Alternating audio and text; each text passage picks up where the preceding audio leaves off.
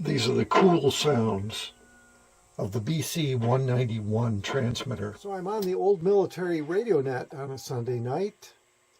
This group meets at around 9 o'clock p.m. Eastern Time and around 3558 kilohertz.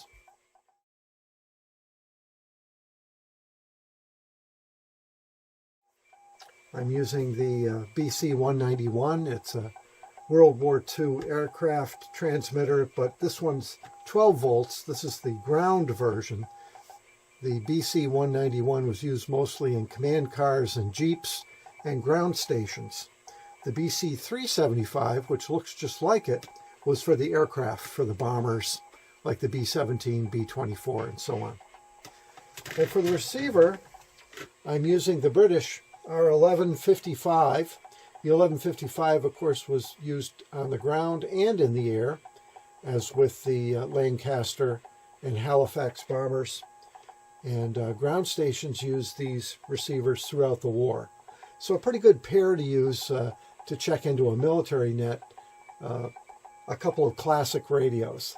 A lot of fun to use. So the BC-191 does operate in the AM mode. It has high-level plate modulation with a pair of 211s and push-pull.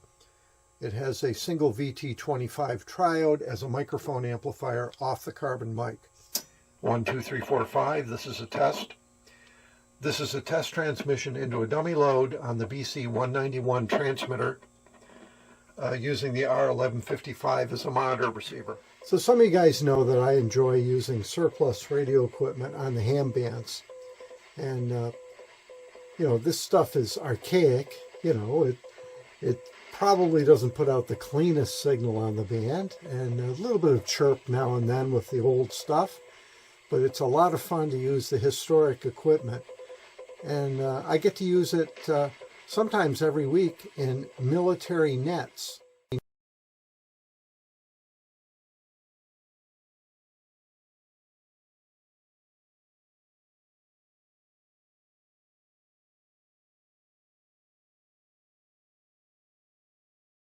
And one of the nets I like to participate in is called the Old Military Radio Net. They have both an AM session, which occurs on Saturday mornings, and a CW session that we're listening to right now that occurs on Sunday evenings.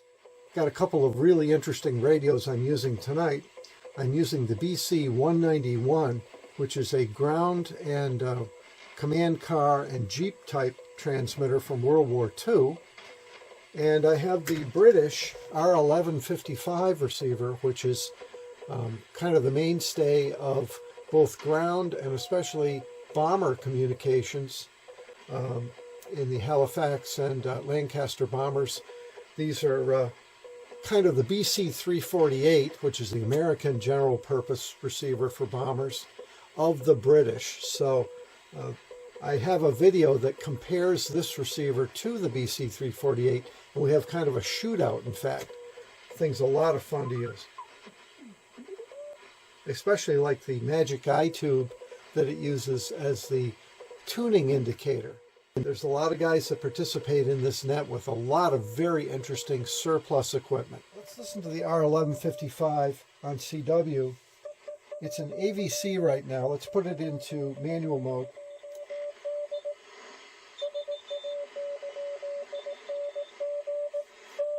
Okay, so that's automatic volume control off. And now with the AVC on.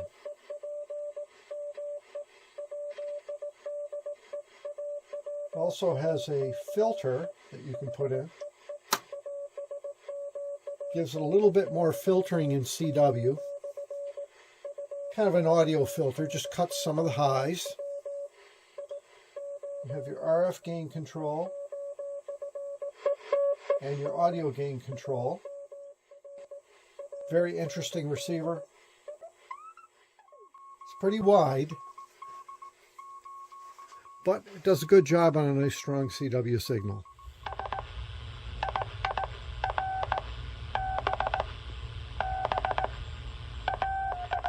That's KW1I using his Mackay Marine transmitter.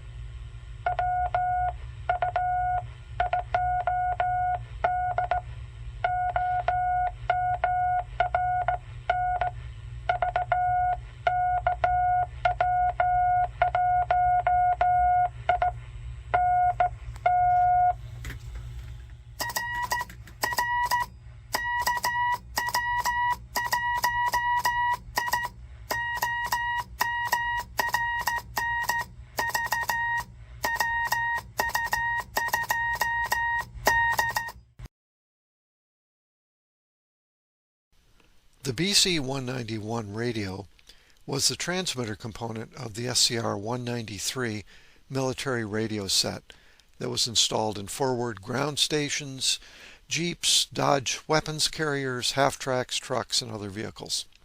It was even put in some aircraft, sometimes wired for 24 volts. The receiver for the system was the BC-312. Naval ground stations and patrol planes also used the system. The SCR-193 was particularly suited to ground-to-air and regiment division corps communications. During Operation Torch, the invasion of North Africa, the 193 was one of the first mounted or mobile sets to reach the beach for the 1st Armored Division, taking Oran on the 8th of November 1942. So this is the 101st Armored Signal Company, and they were the beach signal party. They had gotten a few man-portable sets like the old Crosley hand crank type transceivers onto the beach. But the 193 was the first system to actually come ashore by a motorized vehicle. This station landed and had been brought in to try to establish communications with a British wireless set 19 aboard the headquarters ship, the HMS Largs. I received some email information from an author-researcher, Vincent P. O'Hara, that likely places this action at the Red Beach, and the Largs would have been codenamed Zebra. The HMS Largs was a former French Compagnie Generale Transatlantique French Line banana ship, or a fruit ship, captured by the Royal Navy ship the HMS Faulkner 5 months after the Battle of France, while docked at Gibraltar in November 1940. So it was recommissioned as a British warship.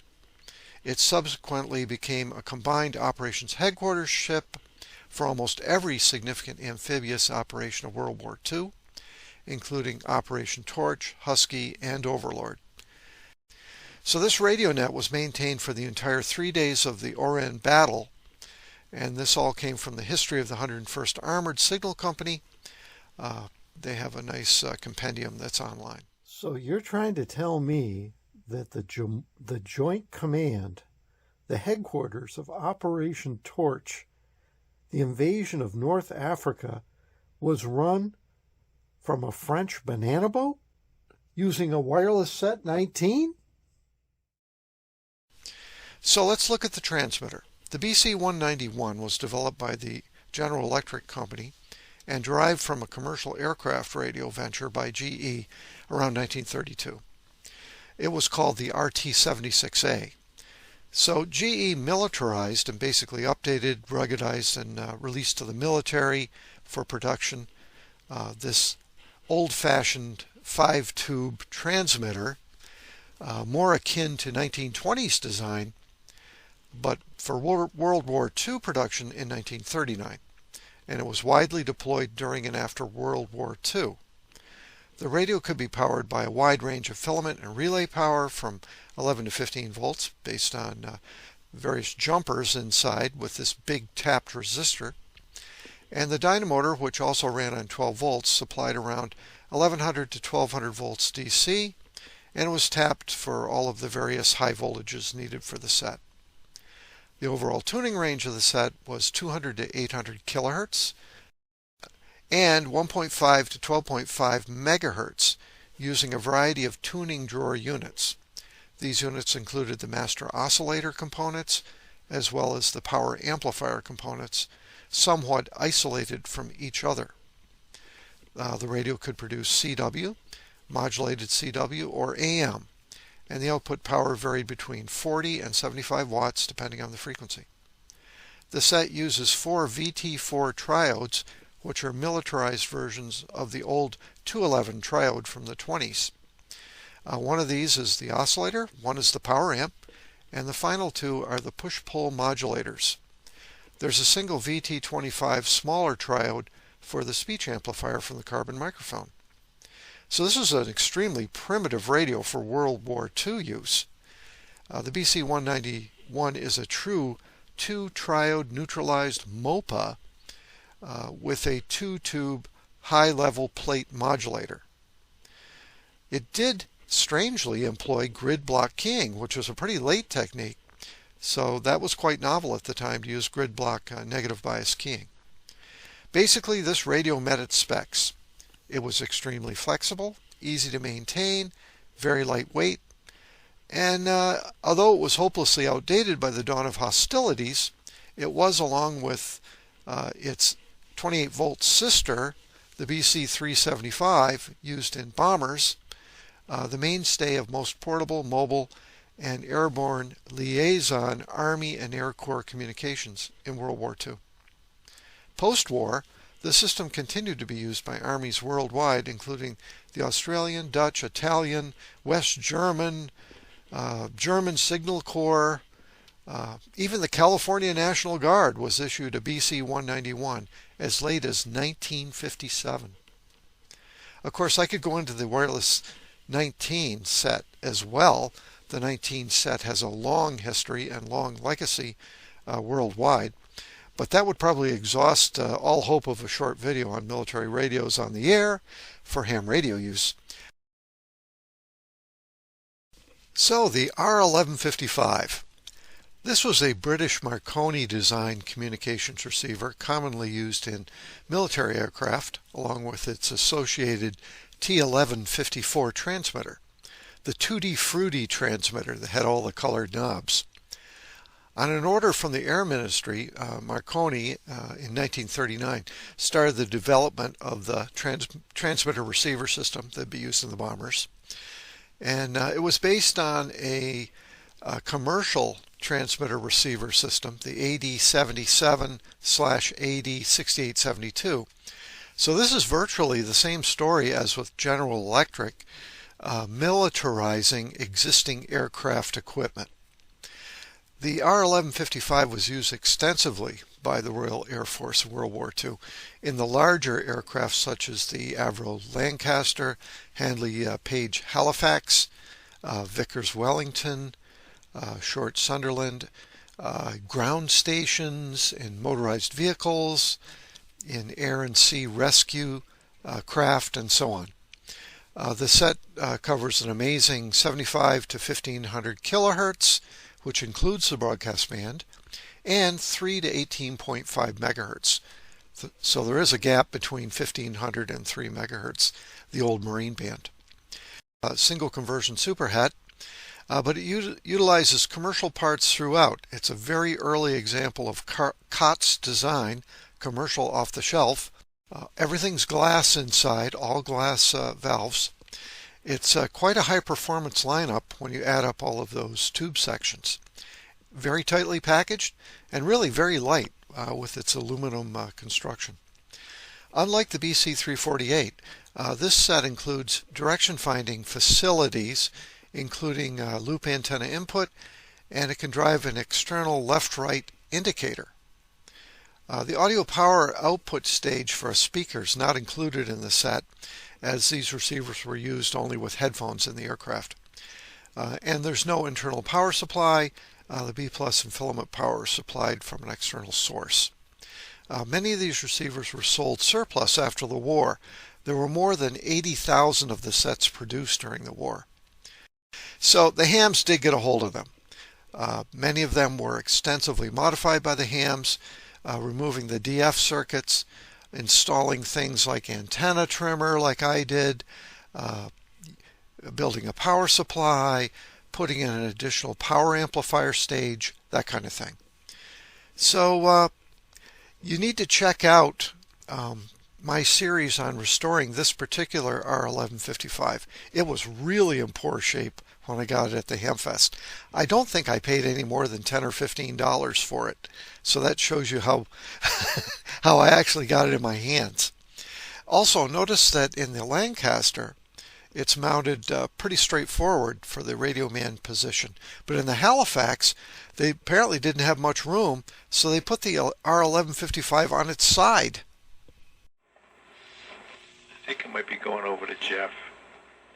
So W1, AEA, N1, SNG. Yeah, I think it should go down to Mike. Go ahead, Mike, and then send it back to me. W1AEA. Okay, W1AEA from WU2D on the 191. Yeah, the R1155 British receiver used in the Lancasters and the Halifax bombers. It has that very colorful sweep dial with the built-in vernier on the outer ring of the main tuning dial. A lot of fun to use. Working very nicely this afternoon here on 75 meters. And of course, this is the antenna tuner for the BC-191. That one's pretty beat up, but it works perfectly. I actually use that for a loading coil on 630 meters for my vertical. So I hope you guys have enjoyed this video that brings a couple of surplus classics onto the ham bands. I demonstrated them just on 75 meters. If we were to go on to 40 meters or higher frequencies, we would of course have to change out the tuning drawer, but the receiver is all set to go on 40 meters.